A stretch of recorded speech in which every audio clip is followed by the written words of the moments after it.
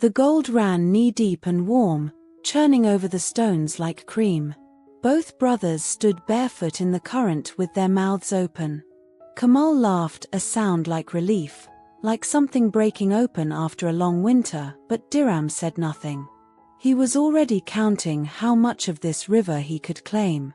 They lived in the high country where the old rivers cut through red stone. The air smelled of thyme and dust. The villagers understood that water was life, and gold was just a pretty thing that passed through your fingers if you tried to hold it. The brothers had inherited their mother's farm together, olive trees heavy with silver fruit, a well that never ran dry. There was a stone house with a wooden door that had never needed a lock, because everyone nearby was kin. Their mother had told them, before she closed her eyes for the last time, that the land would care for them if they cared for it. "What you give away," she said, "always finds its way back home." Kamal, the elder, had listened to her words. He tended the trees with his own hands, shared what he grew, and never once counted what he gave away. Diram counted everything. He counted the olives before they fell from the branch, the coins before he spent them, every kindness as a debt the world still owed him. And now a river of gold ran through their gorge, and Diram intended to own every last pebble of it. Each brother took his portion, as their mothers will allowed. Kamal carried his gold to the village square and set it in a clay pot beside the well, where anyone could reach it. "Take what you need," he told the baker, whose oven had gone cold. "Take what you need," he told the shepherd, whose flock had thinned over the winter. "Take what you need," he told the widow with 3 children, who had not eaten well in weeks. And they did. The baker bought flour. The shepherd bought medicine for his lambs. The widow bought shoes for her children, who ran through the square laughing because their feet were warm for the first time in months. And the next morning, the river ran gold again, just as rich, just as warm, as if it had never been touched at all. Diram watched this from his window and felt something twist inside him. That gold was his by right. Every coin Kamal gave away was stolen from the family. So Diram dragged his own gold home in heavy sacks, every last coin.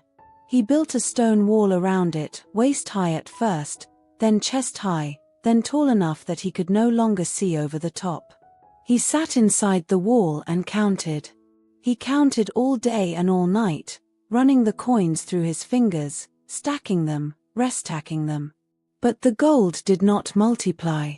It sat there, heavy and still, and slowly the shine began to leave it.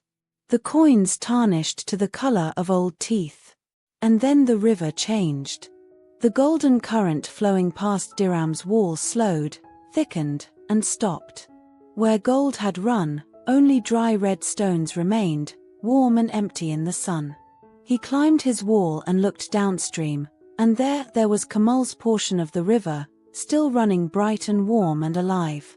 Diram built his wall higher still. He mortared the stones tight and sealed every crack with clay, sure that if he could just hold on harder, the gold would return. But the wall held back more than gold. It held back the rain. When the autumn storms came, the water had nowhere to go. It pooled behind the wall and rose around it. It flooded his fields, drowned his olive trees, and cracked the foundation of his stone house. The wall he had built to protect his fortune became the thing that destroyed everything he had. When the water receded, Diram stood in the ruins of his home. Tarnished coins lay scattered in the mud, worth less than the olives he had lost. Worth less than the door that had never needed a lock. The neighbors came to help him, because that is what neighbors do, but there was nothing left to save. You cannot trap what was meant to flow. The gold in that river was alive only because it moved through open hands, through the village, through the world. And this is true of every good thing we are given. Love, trust, even money, they grow in the giving and they wither in the keeping. Every child who has held a butterfly too tightly knows this.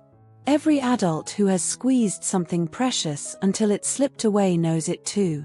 The thing you try to possess will always cost you the thing you already had.